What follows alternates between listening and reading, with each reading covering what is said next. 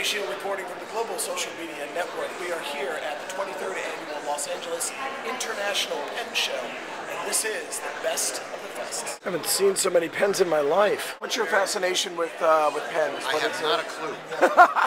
We're focusing a lot on pens that have been discontinued for quite some time, such as the vast number of Parker Duofolds. And these are all the Parker Duofolds over here? Yeah. We're speaking with Louise here, who was an English teacher for 35 years. Right. And this is your pen collection. Every single pen on this table, with the exception of a couple, you bought, and now you are selling. Instead of using the dreaded red pen, I used green. You used green. I thought it was cheerier, happier. So they got their cheery out. Chuck is showing us some vintage pens here. What is this? Victorian. Victorian. Dating from about 1860 through the early 1900s. This piece is named after Alfred Bernhard Nobel. Lived 63 years. We've made 63 pieces in his honor and divided his discovery of dynamite and then his legacy, the Nobel Prize. This particular piece is very busy. You have right here the Mayan calendar. This is a wheel within a wheel, and it is locked in on December 21st, 2012, which is the end and also the beginning of the Mayan calendar. According to the Maya, it's the end of the world. Maybe not the end of the planet. What will happen to the planet is the magnetic poles will flip. But the Maya also predicted that the pride of the world, shown here by the 7 macaw, the big colorful bird, look at me, I'm so beautiful, look at me, will fall at the hands of the hero twins, and rising from the underworld will be one Hanapu, the father god, to restore balance to the universe. Right. So, get one while you last. It's called One Touch Stylus. Retractable ballpoint pen. And on the top of the pen it has a stylus, which is a conductive rubber to touch all touchscreen devices in the world. You can work with this. So it's not just the iPad. It's for iPhone, iPad, iPod, any eyes, any touch screen devices. And people were saying, "Oh, you do such nice restoration work." And I said, "Yes, thank you. I like to fix old things." And then this gentleman says, "I do too. I'm a medical doctor." They're tools that have been used by powerful people throughout history to do things, whether good or evil. In World War II, Hitler sent millions of men to conquer and kill with the stroke of a pen. And then Churchill and Roosevelt did the same thing. With the stroke of a pen, they sent millions of men into battle to rescue, to liberate. And they used these wonderful inanimate objects to accomplish their goals. And because of that, you know, we have a freer society than what would have happened otherwise. This is a Mont Blanc Agatha Christie fountain pen that was issued as a part of the Writer series as a limited edition with a snake clip, silver snake clip, and the Agatha Christie signature on it. Talk to me about this pen here. Cartier solid silver. Overlaid with hard enamel. The enamel will change colors like rainbow, which is a very difficult process to achieve. What's the story behind the pen? The shape of this pen, you see here, that's the classic sailor pen. Okay, the round top, the round bottom. It's made of briar wood. The unique quality of the wood, not only because it's durable and resilient, it's because of the swirled finish and swirled look of it. This is Saul Larner. Absolutely, and welcome. Last November, I decided that I had too many birthdays, and I decided to retire, and that only took like a couple of hours. I went out and got Adobe Master Suite. I'm designing pens for major international manufacturers. Congratulations. The major international manufacturers want me to auction very fine vintage pens for them. I bet 20 na paga, 5 na 30, 30 na paga, 5 na 40, 40 na paga, 50 na bid na paga. And all of this because I wanted to set up my precious, lovely wife, Sarah, formerly known as Shawa in the business. My lovely, precious wife, Sarah. Mine started when I was 10 years old. My father had a war buddy from World War II. In 1964, we went to Washington, D.C., and the guy worked for the State Department when Lyndon Johnson was president. And Consequently, my father got us a private tour of the Oval Office. For a 10-year-old boy, it meant absolutely nothing. But what did matter was this man who worked for the State Department gave me a Lyndon Johnson pen, which I still have at home, and it's signed Lyndon Johnson. It's a piece of junk, and I treasure it. 30 years later, I came back to Washington, D.C. with my then probably 8-year-old son, and I'm waiting in line for breakfast at the hotel, and a man comes up to me, a very distinguished older man, and he asks, "By any chance, are you Alan Tolkoff?" It's the same guy who gave me the pen, and he recognized me even though I had aged all those years. And that's my pen story. I was in a antique shop in New Bern, North Carolina at one time, and looked in the antique shop, and there was this beautiful blue pen. I took off the cap, and I noticed that the nib was sort of a gold color. Yeah. And I said, "What's that made of?" And the lady said, "Well, we think it's gold, 14 karat." And I looked at it and I said, "How much?" And she said, $7. I said, "Okay, I think I'll take it." It just wrote wonderfully. And I said, "This is my pen." Well, it turns out it's from the 1920s. I fixed it, and then I found out that it was worth over $500. So, so I became a pen addict. What do we have in the little bag? These little pens. They don't stay in my possession very long. Somehow they walk away. I began collecting and repairing fountain pens when I was a teenager. I noticed my dad wasn't using his fountain pen. I asked him why, and he said it was broken. He just didn't think the pen was worth repairing. But I noticed at the local city college they were offering pen repair classes. So I signed up for the class and repaired his pen. These are from the 1950s and these are from the 1940s, most of these on the bottom. In 1943, when our store was in downtown Los Angeles, we had a client come in. His name was Rudy Valley. And Rudy Valley had gone into the United States Coast Guard, I believe it was at the time.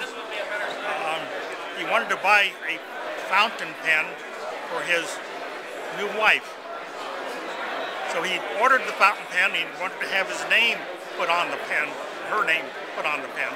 So he paid for it and went away. And half an hour later, he comes running back and says, "What name did I give you?"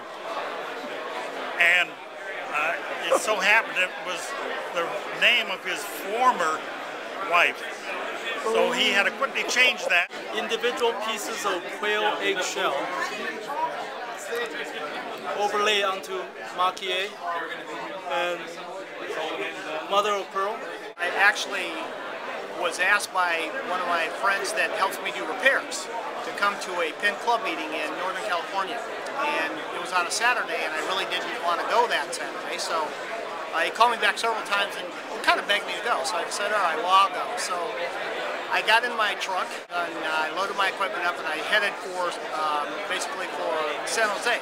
So I began driving, and all of a sudden my truck started to overheat, and I decided, oh man, my truck's not worth going to a pen club meeting. So I pulled off in a little neighborhood, and there was a Shell station there, and the guy told me that the fan belt had fallen off my truck, and that it would take him about an hour to fix it. But there was a garage sale just down the street. Went down to the garage sale, and there was an old man that was maybe 85 years old, and he was sitting there reading his newspaper. I asked him if he had any pen. He dropped the paper and looked at me, and he said, "Yeah, but you couldn't afford them." So I thought, okay, that's a great answer. That's not a no. So I said, "Well, try me. I got $2,000 in my pocket." And the guy goes, "Fine." He goes into his garage, comes back out with a big box. He drops it on the table, and I looked inside, and it was full of stuff from the Parker Pen Company that nobody's ever seen before. And it was called red bands. Those red bands made history. It was the find of the century in the pen community. I sent him a check for $10,000. Oh my God. And he called me up and tore the check over the phone and said, "You hear that?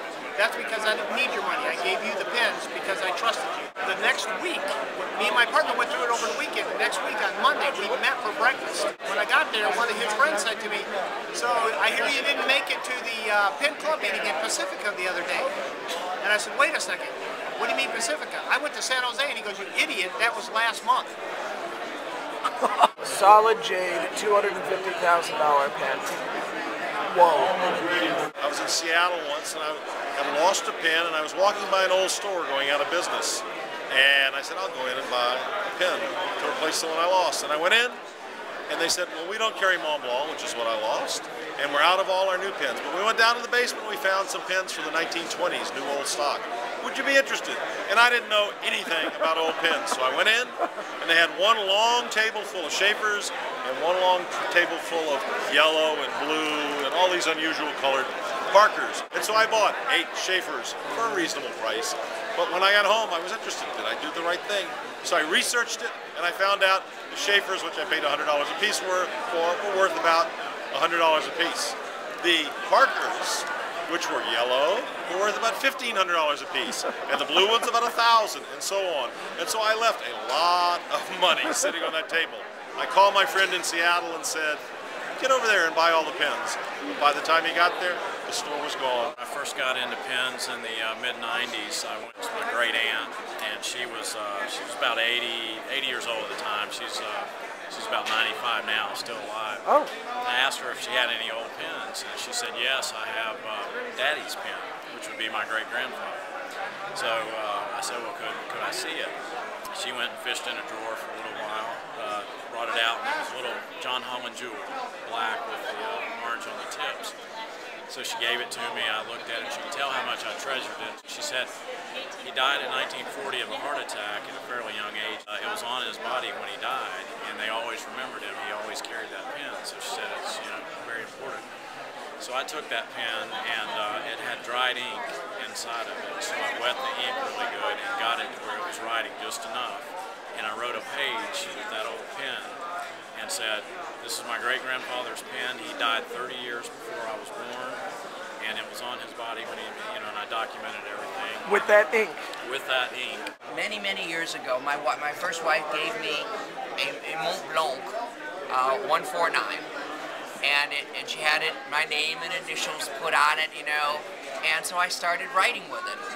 And it brought back the memories of high school, learning to write, and grade school, learning to write with fountain pens. Yeah. And I just was enthralled by it all. And so I went and bought another, and then we started a business, and the rest, as they say, is history. Tell us a little bit about the Eternal Bird. This is a Montegrappa. It's from Italy. It's a celluloid pen with a sterling silver overlay. Quite a bit of heft to it. And what I think is probably one of the most amazing inkwells ever made. Oh, that's the inkwell. It's a crystal inkwell. Wow. Bird's head comes up like this. You put the ink in there. It's amazing. Ruby eyes. The pen has quite a bit of heft, but it's still very comfortable to hold. And it's functional art. I mean, it's one of those things where you're trying to write something and you might even get distracted a little bit. You're like, that's true. Wait, what was I doing? They are coins that were taken from a shipwreck off of Nova Scotia. Okay. About 25 years ago. What I did is I made a mold of the coin, split the mold in half, and then used the silver from the shipwreck to recreate the coins that are on the pens. Steven Spielberg bought these. Had purchased them to give to his writer. What other stories you got here, Mr. Cruz? Here's pheasant feathers. Oh, God. We got pheasant feathers. And moving on down the line? You got snakeskin.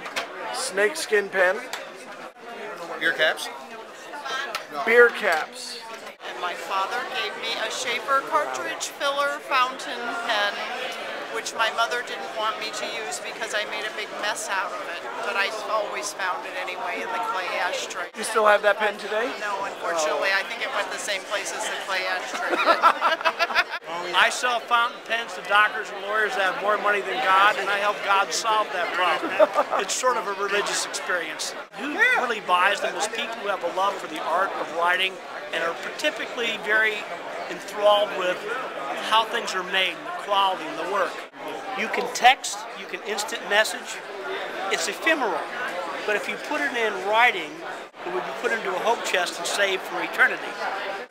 It forces you to slow down and think about what you're doing. But handwriting basically is the most effective communication you can have today because it doesn't get deleted, it doesn't get ignored. If you put sealing wax on it, it gets open, it gets read, it gets saved, it gets understood. People will go through a typewritten letter, ignore everything, but they will read the handwritten PS. And so that's why you use a fountain pen.